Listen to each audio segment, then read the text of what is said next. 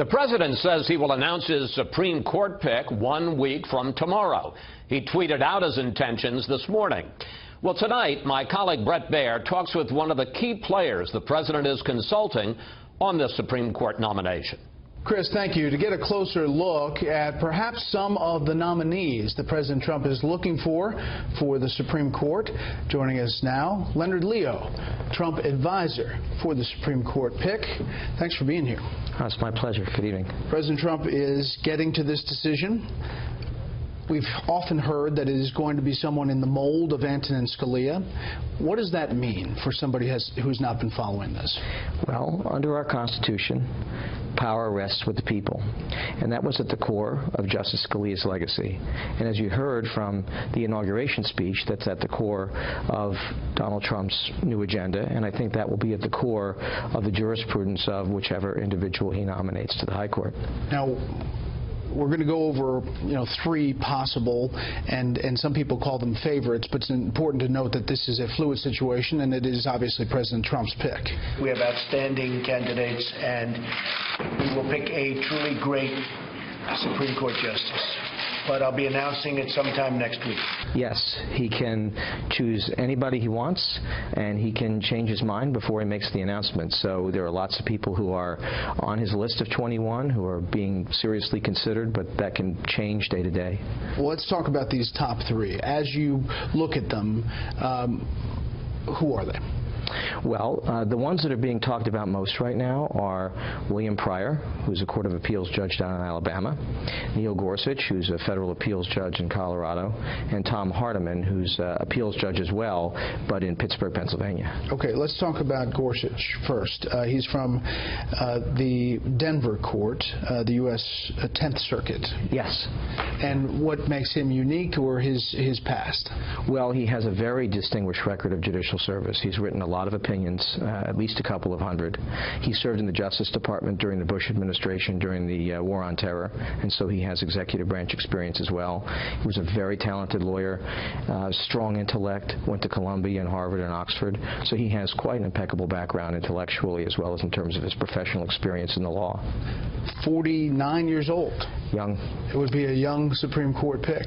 Yes, he'd be serving a long time if he were on the court. Let's talk about Hardiman. He comes from the U.S. Court of Appeals, 3rd Circuit. Yes. Now, Hardiman's also got a very strong intellect, studied at the Great Books program at Notre Dame, went to Georgetown Law. He's interesting because he was both a trial court judge in the federal system, but also a Court of Appeals judge, so it's a slightly different range of experience. Lots of written opinions. Has an interesting personal background. He drove a taxi to support his way through law school, so he's got an interesting personal story. And also pretty young, 51. Young also. There's a pattern there. Yeah, I think so. And finally, Pryor, and he's been talked about for quite some time. He's well known to the conservative movement. He's been around a long time. He's been a federal appeals judge down in Alabama for over a decade. He also serves on the U.S. Sentencing Commission. He's someone who knows a lot about both the criminal law and about constitutional law. He's a frequent speaker at conservative events around the country and is very much in the mold of Scalia in terms of being an originalist and a textualist. All of these judges had been appointed by George W. Bush, minus Judge Moreno. Everybody else was a Bush appointee. On the list of 21? Yes. Yes, that's correct. Yes. Part of that's timing. A lot of the judges on the bench from the Reagan and Bush 41 years are getting older and going senior status. This is comforting, I think, when you talk to people up on Capitol Hill who are Republicans, but it is likely going to be a pretty big fight on the Democratic side to get votes, to get over 60. How does the president, does the administration look at that fight to come, considering the picks that he's choosing from here? Well, I think there are a couple of expectations. First of all, this is the Scalia seat, so it's a conservative seat to begin with, and I think there's a hope that Democrats will recognize that the balance of the court doesn't change with the appointment of this next justice. Secondly, I think there's a hope that if the president nominates someone who is extraordinarily talented, strong intellectually, and is in the mainstream of legal thought, and all of these people we're talking about are, that while there'll be lots of debate and some disagreement, the Senate ultimately ultimately will confirm the nominee without a high degree of obstruction. This was a big part of the election. 20% of the people who voted said they said that the Supreme Court was the most important issue for them in the election, and 60% of those people voted for Mr. Trump. So this was a very big issue, a defining issue in the election. And frankly, Brett, unlike any other election cycle I've ever seen.